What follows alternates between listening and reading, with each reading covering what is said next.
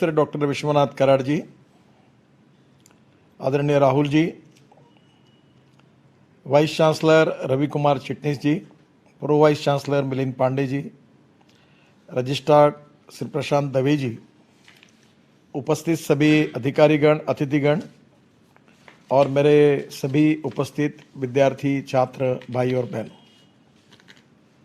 हम भारतीय स्वाधीनता की 75वीं वर्षगांठ मना रहे हैं और ऐसे समय आज politics is an instrument of socio economic reform, इस विषय पर आपसे मैं चर्चा कर रहा हूं, तो मुझे लगता है कि आज का दिन ये बहुत ही महत्वपूर्ण है। ये जो सब्जेक्ट है ये मेरे लिए it is a part of my life conviction. राजकारण का अर्थ होता है सत्ता कारण, power politics, but this is not the true meaning of politics. Power politics is one of the activity in the politics.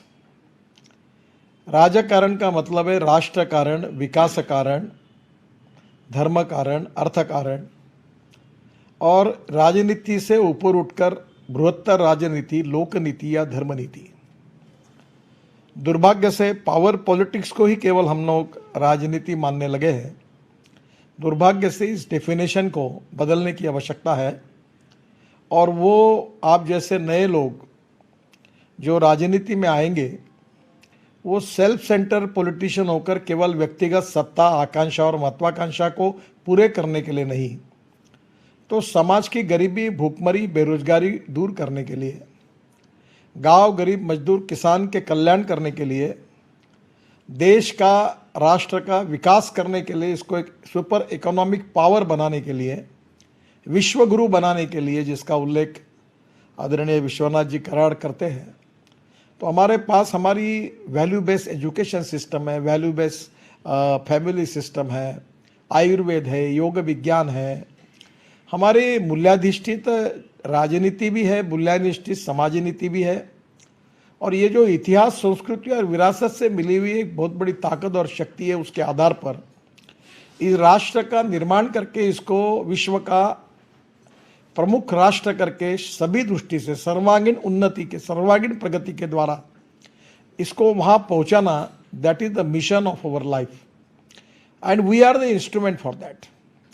सामाजिक, आर्थिक, शैक्षणिक, स्वास्थ्य के क्षेत्र में, इकोनॉमिक फील्ड में, कृषि क्षेत्र में, उद्योग क्षेत्र में कौन सा बदल करना चाहिए ये आप सबको पता है। देश के इंपोर्ट को कम करना है, एक्सपोर्ट को बढ़ाना है, गरीबी को दूर करना है और बेरोजगारों को रोजगार देना है। इज नॉट, ये राइट का मिशन नहीं बन सकता क्या? जो गरीब लोग हैं, जो दलित है, पीड़ित है, शोषित है, दरिद्र नारायण है, जिनके पास रहने के लिए मकान नहीं है, खाने के लिए रोटी नहीं है, शरीर पर कपड़ा नहीं है, उनका जीवन बदलना ये हमारा मकसद नहीं हो सकता? क्या ये social consciousness, social sensitiveness, social responsibility, संवेदनशीलता हमारे बीच में रहना आवश्यक नहीं है? मैं ये मानता हूँ कि no philosophy can be taught to empty stomach, ये विवेकानंद जी ने कहा है, और इसलिए अपने व्यक्तिगत जीवन में अपने को परिपूर्ण बनाना सभी दृष्टि से ये पहले आवश्यक है।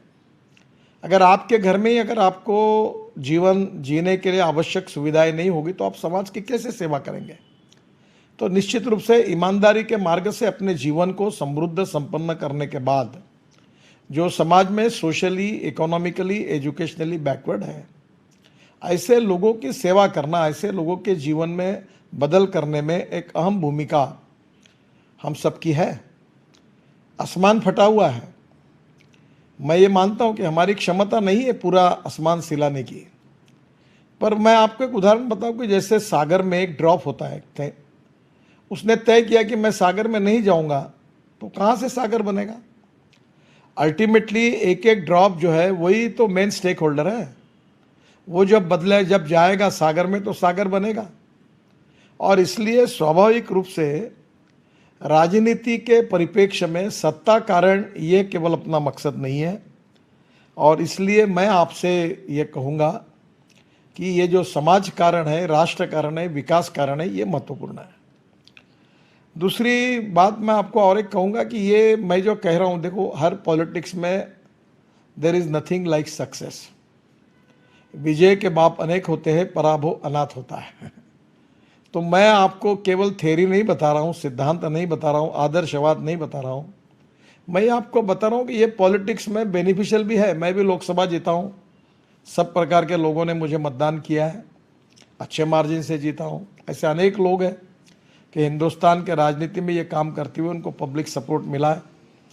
और इसलिए मैं आपको एक छोटा सा उदाहरण बताता हूँ। ये कोविड के समय में 2 महीने नागपुर में था, परिस्थिति बहुत खराब थी, ऑक्सीजन का अभाव था, वेंटिलेटर्स नहीं थे हॉस्पिटल में, वो oxygen concentrator, BiPAP, ambulances, oxygen plant, मैं सबके पीछे पड़ा। और जो जो आवश्यकता थी, रेमडेसिविर भी बनाया हमारे यहाँ इंडस्ट्री में, वो अपना फंगस के इंजेक्शंस बनाए, जो समस्या थी वो सुलझा कर हम पीछे पड़ गए। और आपको ताजुब होगा, पहले 2-4 दिन मुझे भी अच्छा लगता था, मैं 500 वेंटिलेटर लूँ तो आप फोटो निकालते का आग्रह करते थे। फिर एक दिन जब लोगों की हालत देखकर मेरे मन में, संवेदनशील मन में बहुत डिस्टर्ब हो गया, इसके बाद कोई फ़ोटो नहीं निकालना है, और मैंने नहीं निकाला। आपको आश्चर्य होगा, डॉक्टर सातव करके मेरघाट में हैं, उनको मैंने कम से कम 60-70 लाख रुपए के वेंटिलेटर्स दिलाए, एम्बुलेंस दी अच्छी 25 लाख की बड़ी, फिर उनके लिए ऑक्सीजन कॉन्सेंट्रेटर दिए, बाईपैक दिए। रोज़ मुझे एसएमएस आता है, इतने लोगों की जान बची, हॉस्पिटल वैन में हमने इसको बचाया। तो अब मुझे इतनी खुशी हुई कि मुझे लगा कि भाई मुझे समाधान मिला, और मैंने कुछ मेरे तरफ से नहीं दिया। मैं जब काम कर रहा था, थोड़ा मैंने अपनी क्रेडिबिलिटी को यूज़ करके लोगों को भी अनुरोध किया, और 100 करोड़ रुपए का काम कम से कम हुआ, और जिसकी कोई प्रसिद्धि नहीं हुई। पर मुझे अनुभव ऐसा हुआ कि मुझे जो मैं फ़ोटो निकाल कर पब्लिसिटी और क्रेडिट नहीं बढ़ता, सब पॉलिटिकल सपोर्ट नहीं बढ़ता, उससे 10 गुना ज़्यादा मुझे फ़ायदा मिला। तो मैं आपको तो आप किसी प्रसिद्धि के पीछे, पब्लिसिटी के पीछे कटआउट लगाना मेरे समझ में नहीं आता। मैं बड़े बड़े शहरों में जाता हूँ कि एक बड़ा बड़ा इनका जन्मदिन है, वो खुद ही अपने पैसे से कटआउट लगाते हैं। काय के लिए लगाते हैं? क्या किया है उन्होंने? कटआउट्स लगाकर अखबारों में बड़े बड़े न्यूज़ आइटम देके आपको लगता है लीडर बनेंगे? क्या जयप्रकाश नारायण ऐसे बने थे? जॉर्ज फर्नांडिस ऐसे बने थे? अटल बिहारी वाजपेयी ऐसे बने थे? देखिए, आज भी राजनीति में इस प्रकार के शॉर्टकट में मत चाहिए। Shortcut cut you short. और इसलिए लॉन्ग टर्म जो विचारधारा है, सिद्धांत है, वो महत्वपूर्ण है। और इसलिए पहली बात यह है कि पर्स एंड पर्सन, व्यक्ति और पैसा, इसमें व्यक्ति श्रेष्ठ है। पर्सन एंड पार्टी यानी व्यक्ति और संगठन, इसमें पार्टी यानी संगठन श्रेष्ठ है। और पार्टी एंड फिलॉसफी, जैसे संगठन और विचारधारा, इसमें विचारधारा श्रेष्ठ है। विचारधारा कौन सी है ये बात अलग है। आप जो भी विचार को पसंद करेंगे आपके दिल में, उसके साथ ईमानदार रहिए। मतभिन्नता हो सकती है विचारों के आधार पर मनभेद नहीं होने चाहिए, ये अटल बिहारी वाजपेयी कहते थे। और इसलिए मैं आपको एक ही बात कहूँगा कि जैसे आप नई पीढ़ी में, तो लोकतंत्र के बारे में अपनी commitment, it is a part of your political conviction. हमारा संसदीय लोकतंत्र 4 स्तंभों पर खड़ा है। पहला जुडिशरी है, फिर हमारी संसद है, विधानमंडल है, फिर हमारी ब्यूरोक्रेसी है, और फिर हमारी मीडिया है। ये 4 स्तंभों पर लोकतंत्र खड़ा हुआ है। और हमारे संविधान निर्माताओं ने किसके अधिकार और कर्तव्य और जिम्मेदारियों के बारे में बिल्कुल साफ रूप से कहा है। और लोकतंत्र में गुणात्मक परिवर्तन करना, लोगों को social, economical, educational, national security के, इकोनॉमिक डेवलपमेंट के, एग्रीकल्चर के, इंडस्ट्री के पॉलिसी इंप्लीमेंट करके वो लोगों को एक सस्टेनेबल लाइफ देना, इसकी परीक्षा है। कौन अच्छा काम करेगा, ज़्यादा अच्छा काम करेगा, उसको सपोर्ट करेंगे। और जात, पंथ, धर्म, भाषा और सेक्स के आधार पर डिस्क्रिमिनेशन नहीं करेंगे। सोशल इक्वलिटी और इकोनॉमिक इक्वलिटी का उल्लेख हमारे संविधान में हुआ है। क्या हम जातीयवाद का उपयोग करते हैं? ये मेरा है, वो पराया, गलत बात है। आदमी उसके जात से बड़ा नहीं होता, उसके गुणों से बड़ा होता है। हिंदू हो, मुसलमान हो, जैन हो, क्रिश्चियन हो, किसी भी जात का हो, जिस भाव में पेट्रोल, उन सबको एक ही भाव से मिलता है, गैस एक ही भाव से मिलता है। अगर अच्छा रोड बनेगा तो सबको मिलता है। सबका कल्याण, विश्व का कल्याण, ये समझकर सबके लिए अच्छा काम करना, that is the spirit of the politics.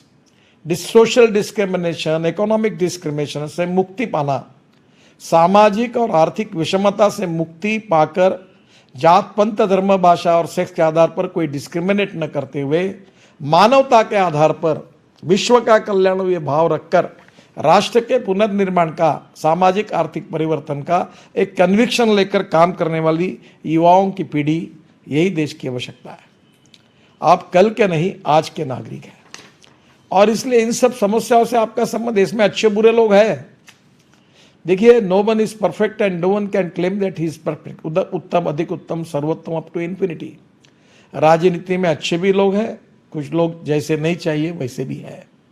आपको अच्छे लोगों की तरफ देखकर अच्छा बनना है और बुरे लोगों में भी जो अच्छे गुण है उसको स्वीकार करना है और आप एक परिपूर्ण नेतृत्व के तरफ समाज और देश के लिए युगानुकूल परिवर्तन करने वाला, सामाजिक, आर्थिक, शैक्षणिक, स्वास्थ्य विषयक सभी प्रकार की आर्थिक परिस्थिति को बदलने वाला एक कैटलिस्ट के रूप में एक प्रभावी नेतृत्व आपको देना है। और ये करने के लिए जो काम करना है वो उसकी कमिटमेंट, उसका कन्विक्शन जो है, दैट इज योर विचारधारा, वही अपनी विचारधारा है। आप देखिए 1947 के पहले हमारे देश में 3 विचारों की चर्चा थी। एक साम्यवाद था, समाजवाद था, पूंजीवाद था। बाद में स्वतंत्र पार्टी बनी, उसकी पूंजीवाद की बात को लेकर लिबरल इकोनॉमी, जो अमेरिका में लगभग ये विचारधारा, उसके आधार पर capital supporting, capital pro capital, capitalist thinking के आधार पर लिबरल इकोनॉमी का विचार करके स्वतंत्र पार्टी का देश में निर्माण हुआ। फिर डॉक्टर राम मनोहर लोहिया जी ने समाजवाद के आधार पर देश के गरीब मजदूरों को एक करके, वो विशेष रूप से शोषित पीड़ित लोगों के लिए उनने समाजवादी, संयुक्त समाजवादी पार्टी, बाद में उसमें से जॉर्ज फर्नांडिस, मधुलिमय जी, बहुत बड़े बड़े नेता, अनेक लोगों ने एक नया नेतृत्व दिया। फिर उसी समय communist, Marxist, Leninist, Maoist, China और रशिया में जो कुछ एक्सपेरिमेंट है उसके आधार पर उन लोगों ने भी एक वर्ग विग्रह की बात करते हुए गरीब के कल्याण की बात उन्होंने की। विचारधारा अलग थी, मिशन एक था, उद्देश्य एक था कि इनका गरीबों का कल्याण हो, गांव गरीब मजदूर किसान का कल्याण हो। उद्देश्य के बारे में मतभिन्नता नहीं थी, उसको कैसे करना इसके बारे में, माध्यम के बारे में उसका प्रेजेंटेशन अलग अलग इसमें हुआ था। अब आप देखिए, कम्युनिस्ट पार्टी चाइना और रशिया के धरती पर ही आज कम्युनिज्म लाल बावटा, लाल झंडे के अलावा वहाँ सब तो लिबरल इकोनॉमी आई। चाइना की इकोनॉमी जो डेवलप हुई, वो नॉन रेसिडेंट जो चाइनीज थे उन्होंने बड़ी इन्वेस्टमेंट लाई शंघाई में और उसके आधार पर आज लिबरल इकोनॉमी चाइना ने स्वीकार की। मैं चाइना में गया था तो राष्ट्रपति को मिला, सबको, तो मैंने बोला आपका ये तो कम्युनिस्ट विचारधारा में कैसे बैठता है? बोला हमारे देश का प्रगति और विकास से हमारी एजेंडा है और इसलिए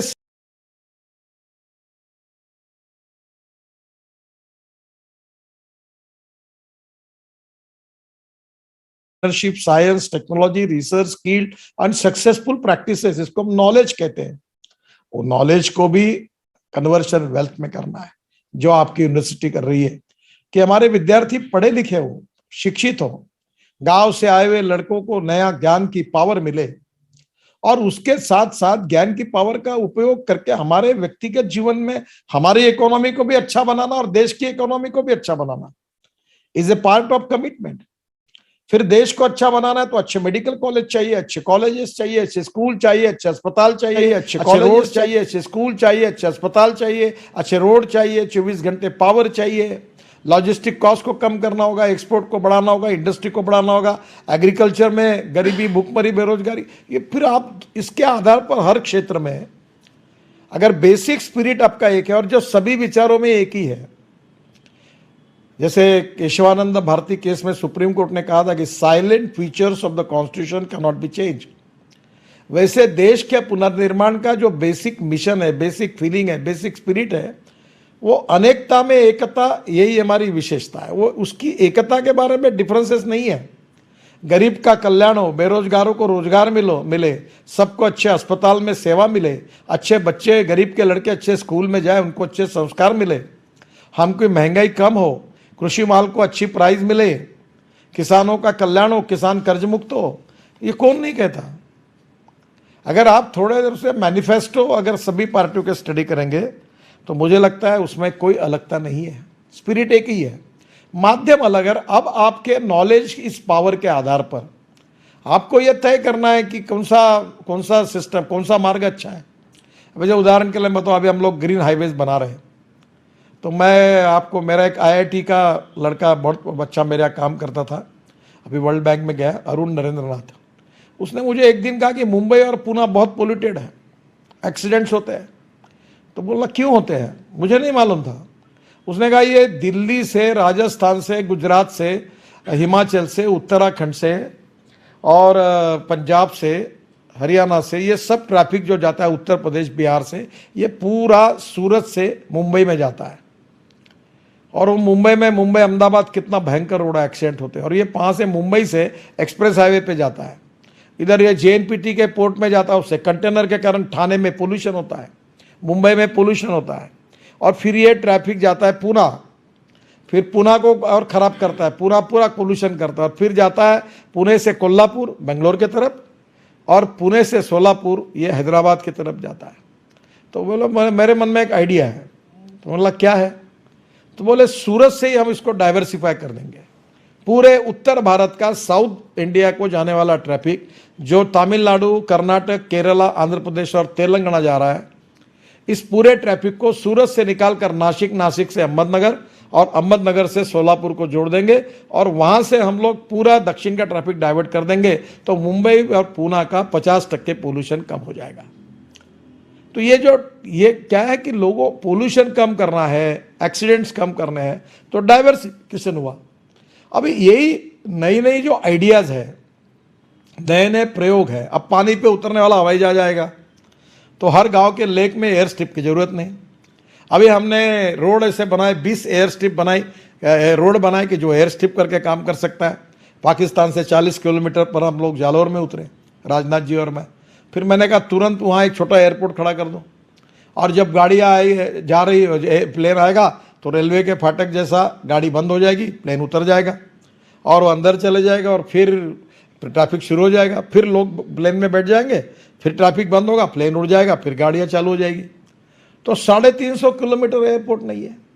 अब हेलीकॉप्टर का चलन बढ़ रहा है, फिर ड्रोन का बढ़ेगा, फिर हमने पानी पे उतरने वाला एमपीबीएस प्लेन लाया, उससे टूरिज्म बढ़ेगा तो रोजगार बढ़ेगा तो गरीबी दूर होगी। अभी मैं कश्मीर में कारगिल के नीचे टनल बना रहा हूँ, 11,000 करोड़ के टनल में 5,000 करोड़ बच गए। वो मटेरियल फेंकना था तो जगह मिल गई, तो मैंने कहा रिसोर्ट बनाओ, होटल बनाओ, रेस्टोरेंट बनाओ, एडवेंचर स्पोर्ट बनाओ, डावोस से अच्छी सिटी यहाँ बनाओ, ताकि दुनिया भर के टूरिस्ट आएंगे तो कश्मीर के गरीब युवाओं के हाथों को काम मिलेगा, तो यहाँ की गरीबी दूर होगी, रोड भी मिलेगा। 6 महीने लद्दाख लेह का पार्क पर ट्रैफिक बंद है तो पूरा चलते रहेगा। तो these are the small things, initiative, छोटे छोटे एक्सपेरिमेंट्स है। हमको एक सस्टेनेबल लाइफ लोगों को देना, ये राजनीति का अर्थ है। और इसलिए आप कल के नहीं, आज के नागरिक हैं, और इसलिए मेरा आपसे अनुरोध है कि इस देश की विकास की प्रक्रिया में आप एक महत्वपूर्ण इंस्ट्रूमेंट है। और इसलिए मैं अपने लाइफ में लगातार इस बात का उपयोग करता हूं कि politics is instrument of socio economic reform. और इसलिए मैं आप सबको यही कहूँगा कि अनेकता में एकता, यही हमारी विशेषता। अलग भाषा, अलग वेश, फिर भी हमारा एक देश।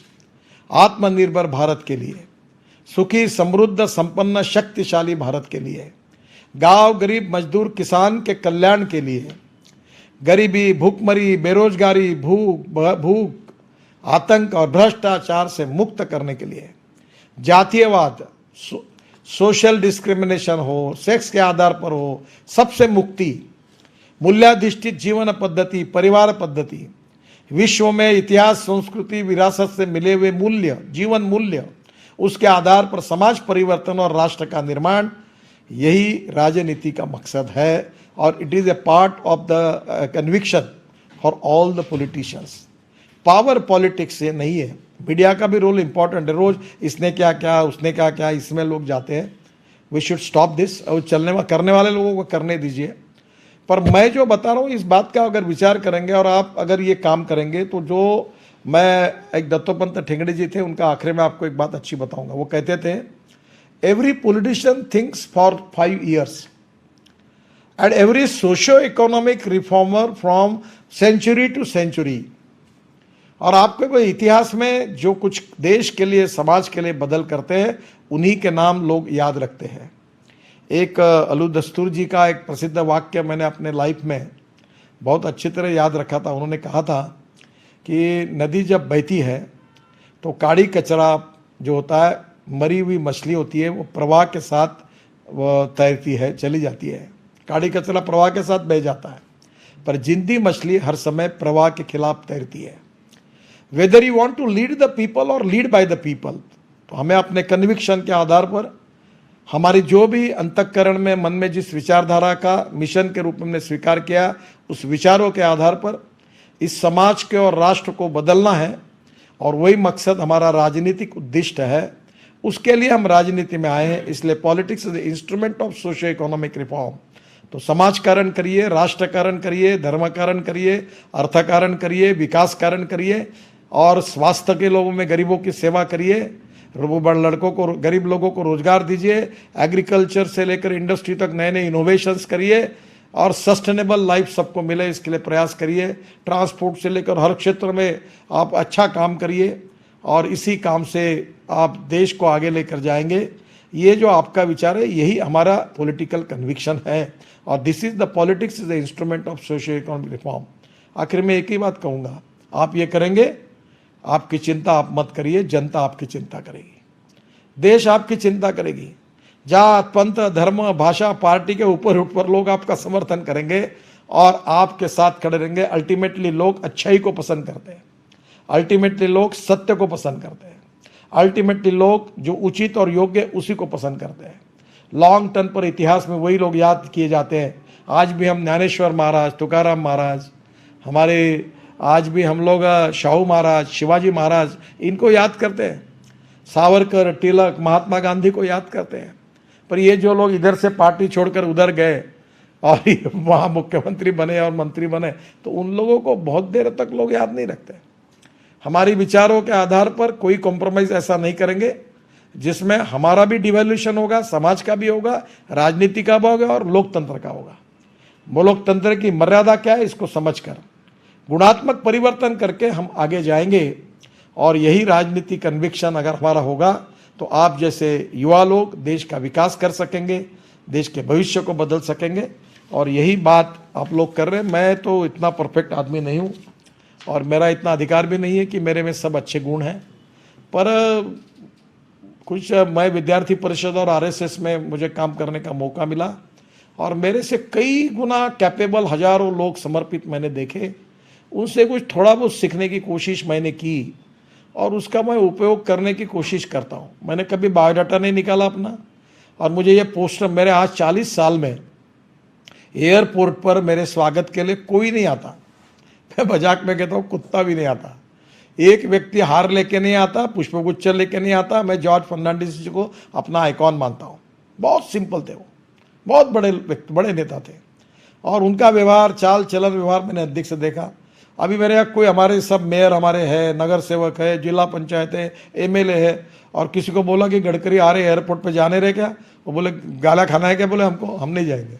कोई आता है तो मैं बोलता हूँ तेरे को काम नहीं किया, फोकट का धंधा काय के लिए कर रहे हो, काय के लिए एयरपोर्ट पर, काय कि ये पोस्टर चिपकाते घूम रहे हो यहाँ, ये मत काम करो, पब्लिक में काम करो, लोगों की सेवा करो, लोग आपको आशीर्वाद देंगे। और इसलिए लॉन्ग टर्म जो है, जो उसमें आप शॉर्टकट नहीं है, शॉर्टकट मत मारिए। Long term sustainable politics, conviction के साथ, मूल्यों के साथ विकास की राजनीति करिए, केवल सत्ताकरण मत करिए। सत्ताकरण भी करना पड़ेगा, उसकी अपनी एक मर्यादा है। राजनीति में भी लोगों के होठ मिलने पड़ेंगे। और मैं बहुत बार कहता हूँ कि politics is a game of compulsion, limitations and contradictions. उसमें रहते हुए भी अपने को यशस्वी मार्ग पर, अपने मार्ग पर चलना है और लोगों को भी अपने साथ लेके चलना है। एक गाना था, मैं तो चला जिधर चले रास्ता, मुझे क्या फिक्र है कहाँ मेरी मंजिल, मैं तो चला जिधर चले रास्ता। ऐसी राजनीति नहीं है। मुझे उसी रास्ते पे चलना है जो मेरे उद्दिष्ट के साथ जुड़ा हुआ है, और उसी रास्ते पर मुझे जनता को और कार्यकर्ताओं को भी कन्विंस करके उनको एक टीम के रूप में मेरे साथ लेकर उसी रास्ते से उद्दिष्ट को पूरा करने के लिए जाना है। और अंतिमतः मैं उसमें यशस्वी होऊंगा। इस दृढ़ आत्मविश्वास के साथ, पॉजिटिव के साथ, ट्रांसपेरेंसी के साथ, करप्शन फ्री एटीट्यूड, अप्रोच और बिहेवियर के साथ जनता की सेवा करते हुए, सेवा की राजनीति, विकास की राजनीति करते हुए मैं आगे जाऊंगा। ऐसी कमिटमेंट रखकर अगर आप लोग काम करेंगे तो बहुत बड़ा लोकतंत्र में बदल होगा और हमारा राष्ट्र आगे जाएगा। मेरी बहुत बहुत बधाई। मुझे बहुत अच्छा लगा कि जो subject which is touching to my heart उसकी चर्चा करने का आपसे मौका मिला। और यही विश्वनाथ कराड़ जी भी कन्विक्शन के साथ काम करते हैं, राहुल भी करता है, ये इंस्टीट्यूशन भी कर रही है आपको ऐसा नेता बनाने की कि जो देश के लोकतंत्र में गुणात्मक बदल करे, देश का विकास करे और समाज का भी बदल करके, सामाजिक आर्थिक बदल करके समाज को भी सस्टेनेबल जीवन देने के लिए काम करे। ऐसे नेताओं का निर्माण करना, उसकी कोशिश कर रहे, उनको भी बधाई देता हूँ। बहुत बहुत धन्यवाद। नमस्कार।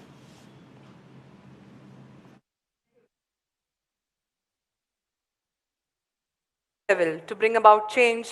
And two of the most important things that we noticed in your speech is very much related to the MIT WPO philosophy. One is Reverend Professor Dr. Vishwanath Karad sir's linking of science with spirituality. And second is the concept of innovation, which our Executive President Dr. Rahul V. Karad sir is bringing about as a very paradigm shift in our universities. I think your line of thought and MIT WPU's line of thought is in the same lines, and it was indeed our privilege to listen to you. And over 15,000 students who are listening to you, I'm sure they have immensely benefited from your thoughts and ideas.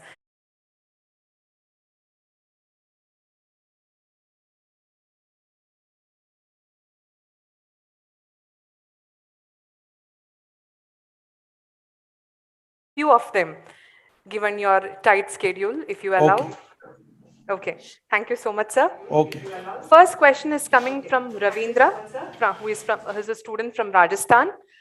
He is asking, sir आपने कहा कि राष्ट्र के निर्माण में राष्ट्र का निर्माण गरीबों की उन्नति में ही है, पर आज की स्थिति घरेलू सकल उत्पाद विपरीत है। उसके लिए आपके क्या सुझाव हैं उसको बढ़ाने के लिए? सर देखिए, लोग क्या कर रहे हैं, सरकार क्या कर रही है, बाकी क्या कर रहे हैं, ये इंपॉर्टेंट है। इसको ज्यादा मत सोचिए। आप क्या कर रहे हैं, मैं क्या कर रहा हूं, ये सोचिए। मैं देश में बहुत बड़ी बेरोजगारी है। मैं नागपुर का सांसद हूं और मैं पिछले 5 साल और अभी 2 साल 7 साल में मैंने नागपुर में मिहान में अभी तक 56,000 लोगों को रोजगार मिला, नौकरी मिली है। उसमें से करीब जो कुछ इंडस्ट्री में लाता हूँ, यहाँ टेक्नोलॉजी लाता हूँ, लोगों को लाता हूँ, और मेरा अभी संकल्प है कि मेरे 5 साल अभी इस रेजिम के पूरे होंगे तो मैं 1 लाख युवाओं को रोजगार दूंगा। मैंने नागपुर में 48 इंजीनियरिंग कॉलेजेस है, तो मैंने सिम्बोसिस नागपुर में लाई, लॉ स्कूल लाई, एम्स बड़ा लाया, IIM लाया, फिर अनेक ट्रिपल IIT लाई। अब मैं ये सोच रहा हूँ कि मेरे कॉन्स्टिट्यूंसी में लोगों का विकास कैसे हो। फिर पानी की कमी है, किसान आत्महत्या कर रहे थे, तो मैंने कम से कम विदर्भ में वाटर कंजर्वेशन में लोगों को लेके काम करने की कोशिश की। फिर धीरे रोज हेल्थ सर्विसेज में, तो मैंने कर रहा हूँ वो बहुत कम है। सरकार के सिस्टम का भी उपयोग करता हूँ। तो मैं अब कभी ये नहीं करता कि वो क्या कर रहा है, वो क्या कर रहा है, उसने क्या किया, ये छोड़ दो। पहला ये उंगली अपने तरफ लाओ कि मैं नितिन गडकरी क्या कर रहा है, what is my contribution for nation and society. आपको सोचो, जिसको करना है वो करने दो, जो नहीं करता है उसको कहने की कोशिश करो। तो एक बार अटल बिहारी वाजपेयी जी ने बहुत अच्छा कहा था, आएंगे तो हमारे साथ, नहीं आएंगे तो आपके बिना, और विरोध करेंगे तो उसके बावजूद, आपके विरोध के बावजूद हम चलते रहेंगे और हमारा काम उद्दिष्ट हासिल करेंगे। तो इसलिए ये प्रथम पुरुषी विचार करिए। ये बहुत आसान होता है कि लोगों के ऊपर टीका टिप्पणी करना, ये निगेटिविटी मत जाइए उसमें। सब में अच्छा ही है। आप जितने लोग बैठे उनमें हर अच्छा ही। और शायद मैं एक बात मैंने कही थी कि जिन लोगों को मैं दिल्ली गया, अब तो मैं इंटरनेशनल नेशनल पे अनेक लोगों को मिलता हूँ, तो मेरे मन में एक दिन आया कि मैं जिनको बड़ा समझ रहा था उनके नजदीक जाकर मुझे पता चला कि वो बहुत छोटे हैं, और जिनको मैं दूर से छोटा समझ रहा था उनके नजदीक जाकर अनुभव लेकर मुझे ध्यान में आया कि वो बहुत बड़े हैं। एक हमारे एक पारधी समाज की महिला थी, वो बेचारी दारू निकालकर अपना उदर निर्वाह करती थी। तो कोई उसको रोजगार नहीं था, जंगल में थी, हिंगणा तहसील में वो रहती थी। तो हमने उसको एक बार जिला परिषद का टिकट दिया, मैं उस समय काम करता था। सबने मुझे कहा कि ये इनकी कम्युनिटी ने ये चुनकर नहीं आएंगे, टिकट बदलना पड़ेगा, नहीं तो वो मुश्किल है। मैंने तो कमिट कर दिया आप सब लोगों की सलाह करके, आपको बदलना तो बदलो। मैंने उनको बुलाया, मैंने आपको गाड़ी भी दी थी, थोड़े पैसे भी दिए थे कि आप प्रचार शुरू करो, पर आपका टिकट बदलना पड़ रहा है। उसने कहा, उसमें तुरंत मुझे कहा, भाऊ उसमें क्या है, मैं तुरंत जिसको खड़ा करूं उसका मैं काम करूंगी, और ये पैसे बाकी है ये आप ले लो, और इतना खर्चा हुआ ये हिसाब है। ये मैंने उस महिला से सीखा कि मैं इतना प्रॉम्प्ट ट्रांसपेरेंट, नहीं तो टिकट न मिलने के बाद लोग कैसे गाली गलौज करते हैं, मारपीट करते हैं, घर के बाहर से निकाल देते हैं, मैंने बहुत अनुभव लिए। मैं अनेक जगह पर टिकट में बड़े बड़े लोग थे तो घर के बाहर बोले मेरे घर में आना नहीं, दरवाजे से निकलो बाहर, यहां तक हकाल दिया। अब ये जो स्थिति है वो सीखने लायक गुण उसके पास है, जो एक सामान्य महिला गरीब तबके में रहकर इस परिस्थिति में वो मुझे सिखाई। तो इसलिए आपके हर व्यक्ति में कुछ अच्छे गुण हैं, हम अपने में से दोष कम करें, गुणों को बढ़ाएं और हम अच्छा चले। भले दुनिया हमारे साथ कितना भी बुरा व्यवहार करे, कोई लोग हमसे कितना भी गलत व्यवहार करें, पर हम सबके साथ अच्छा व्यवहार करेंगे, अच्छे मार्ग पर ही चलते रहेंगे। इस बात की कमिटमेंट रखिए। बाकी फिर वो एक बार अगर शुरू होता है कि उसने क्या किया, इसने क्या किया, तो हमारी यही होती है कि हमने क्या किया और हम क्या कर रहे हैं, ये बात रह जाती है, और दूसरों के ऊपर हम टीका टिप्पणी करते हैं। मेरे एक मित्र ने अच्छी बात कही थी, दो रेशा है, एक आपकी और एक दूसरे की है। तो रेशा बड़े करने के दो मार्ग है, दूसरे की रेशा पूछने का काम करो या अपनी बड़ी करो। मेरा आपसे अनुरोध है कि अपनी रेशा बड़ी करो, दूसरी की रेशा पूछने के फंदे में मत पड़ो। That is to be a good way for एक आदर्श लाइफ के लिए। अच्छी बात ये है, बाकी लोगों के है वो भी धीरे धीरे आपके मार्ग पर आएंगे। Thank you so much, sir.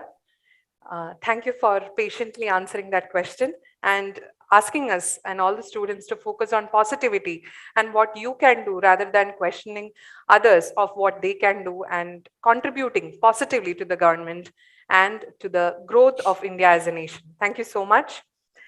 Next, I would like to invite the UNESCO chairholder, Professor Dr. Vishwanath D. Karad sir, founder and chief patron, Myers MIT Pune, and President, MIT World Peace University, to express the gratitude to Shri Nitin Gadkari ji. Over to you, sir. धन्यवाद नितिन गडकरी साहब for the words of wisdom which you spoke on this very important topic taken up by Bharatiya Chhatra Sansad. Politics is an instrument for socio-economic reform or a change. What I feel is, after listening to the words from Nitin Gadkari Sahab, to whom I know, but ज्याला ओळख झाली होती पण परिचय मात्र आज झाल्यासारखं वाटलं. To this socio-economic change or reform, Nitin Gadkari Sahab has been doing throughout his life.